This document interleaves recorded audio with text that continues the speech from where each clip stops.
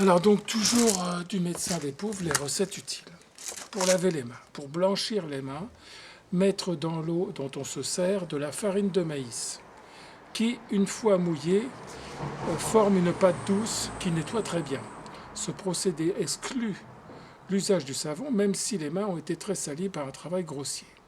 Ajoutez sur les mains quelques gouttes de glycérine avant de les essuyer et vous serez ravi du résultat. Nettoyage des flacons maintenant.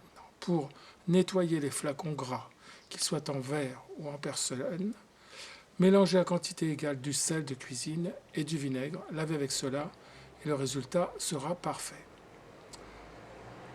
Maintenant pour la pêche, pour les pêcheurs, un curieux appât.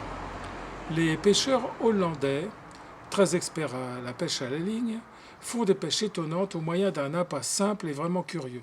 Ils emplissent une bouteille en verre clair avec de l'eau, des vers et des insectes, puis les ferment de façon à ce qu'ils ne puissent s'échapper.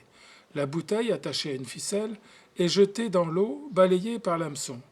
Et quand elle repose sur le fond, elle est ballottée par le courant. Et son scintillement attire une foule de poissons qui circulent avidement autour. Les animalcules, oui, frétillant enfermés dans la bouteille, excitent à un tel point leur convoitise qu'ils mordent à l'envie à l'hameçon qu'on leur tend. Ensuite, pour les gens qui ont des sueurs nocturnes, essayez un remède bien simple. Dans une solution saturée de sel commun, faites tremper une chemise, laissez-la sécher complètement, mettez-la sur la peau le soir en vous couchant. Le traitement a réussi dans des cas où tous les autres remèdes avaient échoué.